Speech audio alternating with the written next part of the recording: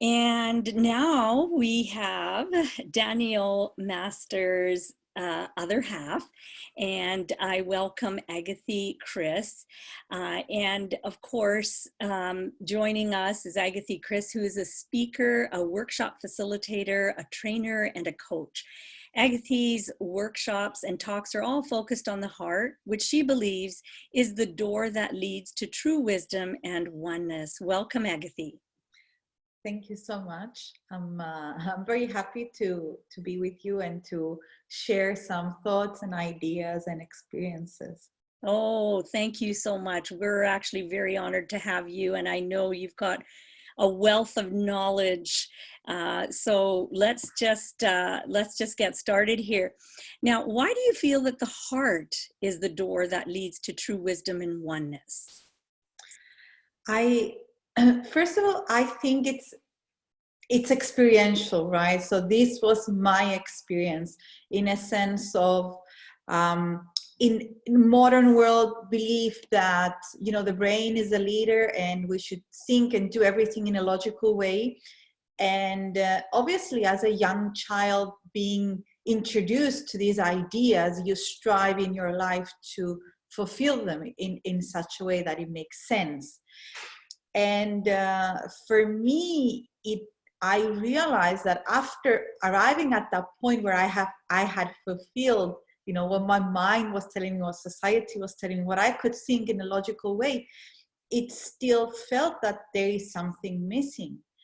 And the moment that I realized that there is something missing, even though logically I should be feeling fulfilled, Yes, then all the, if you like, questions and answers came to me about the heart. And it brought me into a much deeper state of understanding myself. yes. And I mean, if you go to maybe all ancient traditions, they all speak about the heart. Maybe it's not clearly set out as that, but if you tap into the information, you will see that the heart always played an important role. Yes. And today science is coming, backing this up, saying that the heart is so important and it's not just the pump, and that the electromagnetic field of the heart, right, is the biggest in our body. Yes. Which is huge in a sense of all the information that is there that our heart captures or our heart transfers all around us. Yes. So Yes. I feel that the heart is the base. It's Yes. where we start. It's where we naturally are, and Yes. how we can grow and expand. Yes, yes. Well, I know for some of the audience, they may not be familiar, but Agathi, from her professional life, was a lawyer. And of course, her heart led her back onto the path. And here she is now sharing her deep, profound understanding and wisdom. And we thank you for that. Now, I'm excited for you to share the program, the new program, and all its details about the intuitive child. Can you explain what it is and who it's for, what age groups, and how people can benefit if they take the intuitive child program that you offer? For sure.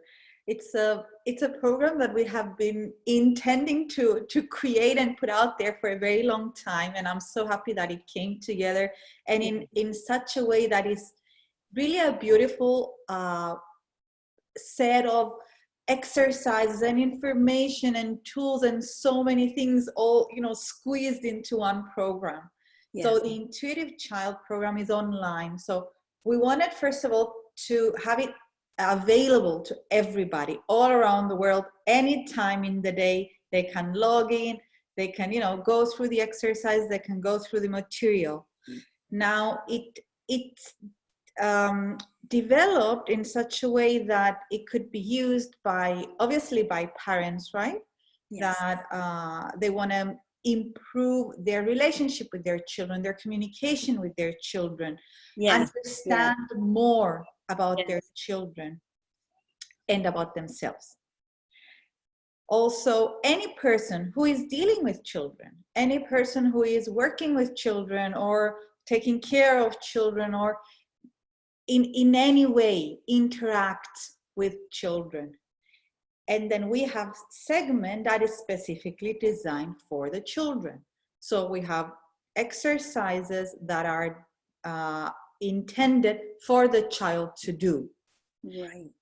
And the ages, I would say, depends. I mean, you can start very early in a way that, for example, if the child is very young and will not sit in front of the computer to do maybe some exercises, the parent or the person who's taking the course can do these exercises with them in a slow way or in a fast way, or in a way that the child, they will keep the child's attention. Yes. And then it can go up to teenagers. So it's a very wide range. In a sense, we focus on emotions that children are going through.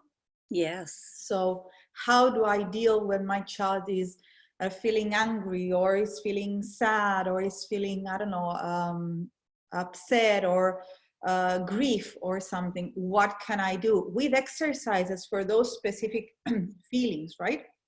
And emotions. And then we also have exercises and talks about the adults, because I know lots of people think, yeah, it's for my child and I'm going to do it for my child. But the adult that has a relationship with the child is most of the times the most important factor in the relationship with the child. Yes. So as an adult, we can direct our children in the different, behaviors, understandings, as long as we are in such a space. So we go through, in the course, we go through information and exercises on how we as adults, as parents, as teachers, as educators can bring ourselves into a balanced and harmonized state where we can have the patience, the openness, the harmony, if you like, to deal with a child from a calm way, from a balanced, perspective. No, So, I totally get it, because, I know you've called it a beautiful name, the intuitive child, but at the same time, within each adult is still a child. So it actually serves a great purpose. It's not just for your child or your student, if you're a teacher, it is for yourself as well. It's like the counselor or the coach, life coach, who decides I'm going to counsel or be a coach to someone, and in return, they also get a huge benefit. They understand themselves. of course, and it's very interesting, because you go through these emotions that, in children, it's very obvious, right, that they're feeling these emotions. They're very pure, they're very transparent. In adults, when we're going through these emotions, we're trying to hide them because it's not appropriate. We try to sort of manage, and we ignore them in a way. And I think it rings a lot of bells for us, for the adults, that, yeah, I do feel the same way. Like, my child is feeling this way, and I don't know, is thumping their legs, thumping their legs and all this stuff. But I'm not doing that, but I'm still feeling the same way. So I could use or understand myself through them. And what's very important, and I always say, even though sometimes it's not, easily accepted, that our children mirror us. They're the perfect mirror of who we are and whatever we are going through. Yes, yeah. So we start from us, and our children are the extension of that. So there is a beautiful way and a beautiful communication, and so many lessons that we learn from our children. So I really love this course. It's so amazing, and everything in it. And yeah, I hope it is going to be embraced by the people, and that truly will help, the parents, the teachers, and everybody to have a better relationship with the children, and also for the children to connect in a different way. Yes, yes. And just for the parents out there, or for anyone that's interested or knows of a child that may need this, one of the big aha moments that I had is that when a child, a simple thing, like a child says, "Mommy, my tummy hurts." And realistically what they're trying to say, but they don't have the words for it, is that, they're feeling anxious or stressed out, and it's in their stomach. And so you could benefit huge where you have this opportunity of communication. Now, on that note, why is this work so important at this time? It's very important, and especially this time because our children are also, I wouldn't say they're different. I mean, they are different from previous generations, as every generation is different from the other one. Yes. But I think we are going through a transitioning period, and if we don't find the balance in it, if we don't create harmonious relationships within us and around us, then what I find is that the trouble is even bigger than it used to be. Mm-hmm. And Mm-hmm. the energy is changing in such a way that everything comes to surface. So there is no more space or time to hide things inside of you, to hold them down, to suppress emotions. So it's not the time for that. It's like, all the emotions that we've kept inside are exploding. And I see so many changes, people from all over the world are saying, have so many changes in my life, and this happened and this happened. And it's like, it's a roller coaster ride and all these things. It's a time for us to go within us, to clear up everything that's there, to create harmony and balance and be heart-centered. And it's, if you like, our obligation to teach our children the same thing. Because you have teenagers today and you have young adults today that truly have no idea of purpose in their life, of they're wondering, what am I doing? I thought, money is important and I have money and I don't feel it that way. And they're being depressed and they're being sad, and you have, all these sad situations happening all over the world from people, from young adults, from teenagers that are filled with life.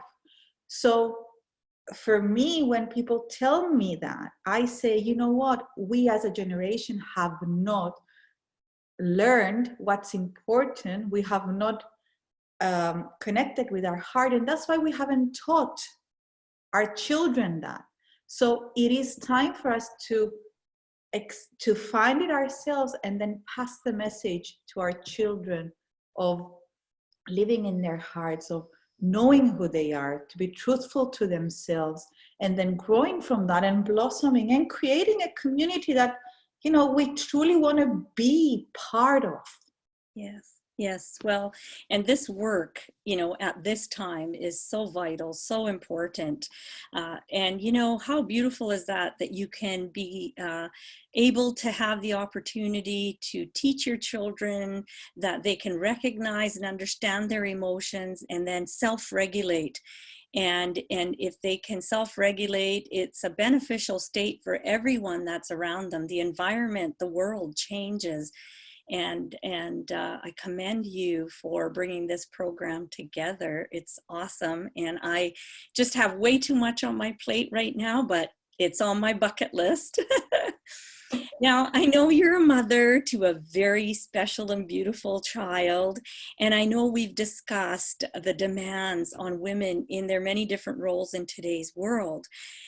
What are some of your tips for women in this demanding world? Oh, that's a very long subject.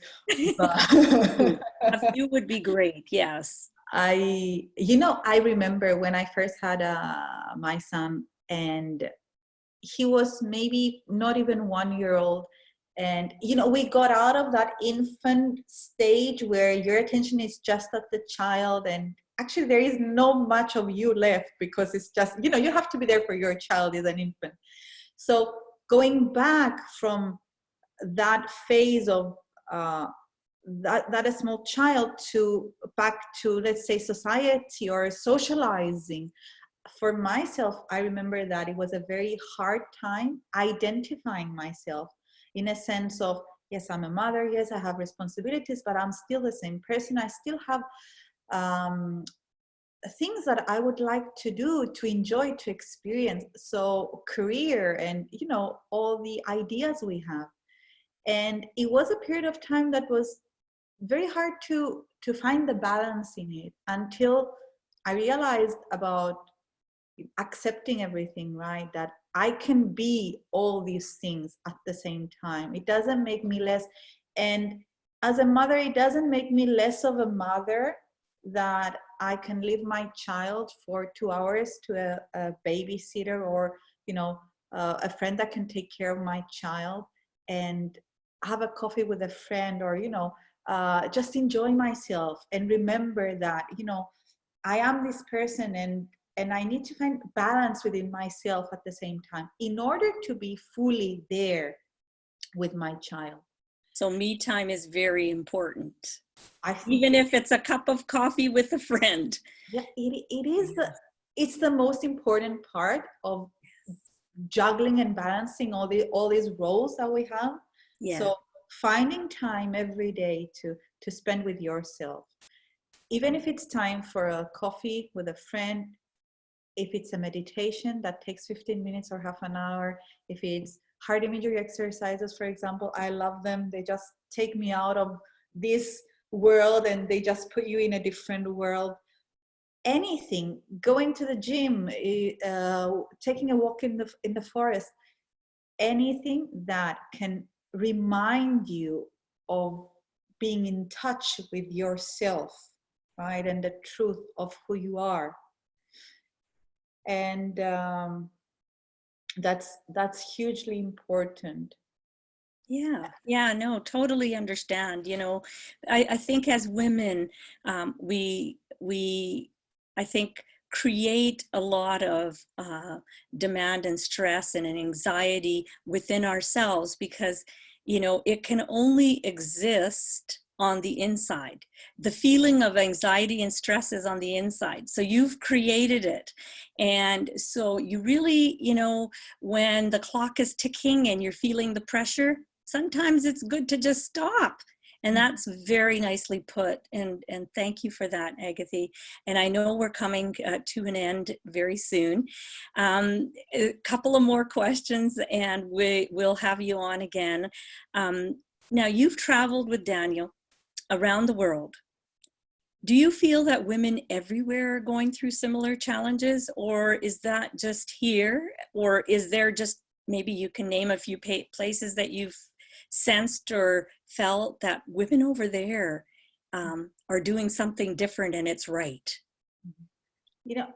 I think it's a process that is all over the world, that women are challenging the position that they were put in by society, and it's culture and it's society that has gave women these roles that we thought are just those.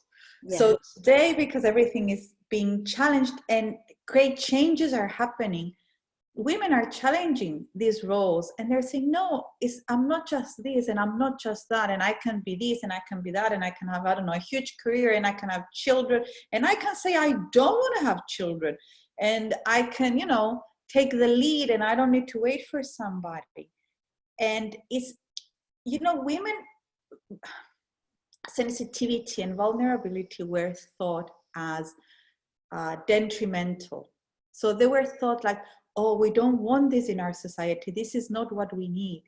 Yes. Because we didn't know that vulnerability, sensitivity, adjustability, and flexibility that could be a characteristics of feminine energy are so powerful. So today, people are realizing that there is so much power. If you think of water, right? It flows, it moves, it changes. And women and the feminine aspect is very similar.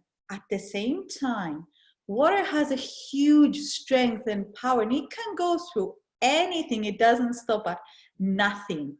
And I feel that women have understood that today, or they're trying to realize that today. And it empowers so much, our women all over the world, that they step out and they're saying, you know what, I'm not going to do that. I'm not going to take this. And you start putting your own limits and your own, boundaries in what you're going to do and what you're not going to do, what you're going to be defined by and what you're not going to be defined by. And it's such a beautiful thing to see it all over the world. And I feel that it's balancing. The masculine and the feminine are balancing now. And it's not about being more. Sometimes there is an innuendo of, it's going to be more. We are more this, we are more that. It's not about more. It's about the balance with it. It's about embracing the feminine aspect, the vulnerable, the flexible, the, adaptable, the flowing aspect, with the masculine aspect that is structured, because we do need structure in our life. So balancing all this, and it's the yin yang, right? So it all comes together. And I think humanity today is realizing that you need both, not just one. Both are coming together. And women are amazing all over the world. It's beautiful. It's beautiful. So now share with us any other great teachings that are coming soon, because I know you and Master Daniel are always cooking something. Oh, we're always, as everything is changing at the same time, so many new and old teachings are coming through. And we're done with our work with the intuitive child, so it's out there. We have an online portal now that we have our meditations online, so anybody can go in and get the meditations. Yes. Beautiful exercises. We have the yin energy heart imagery there, which is also it's such a nice process. So it was 12 months of heart imagery exercises, going through a whole process of it. We are planning to have some new things coming up, and that's exciting, but I don't have definite details for them yet. Yes, but I knew that was going to happen. I mean, how could you be living on this beautiful, beautiful planet and not be creating? It's true. You have to create. We are creating, every moment, and our life is a creation of whatever we are, putting out there. So it's about sharing the love, and the School of the Heart is growing, and we have so many people all around the world that are sharing this beauty and living in the heart and opening their hearts. So that's great. That's wonderful. Anything that you would like to share with the audience that we haven't discussed, and you feel that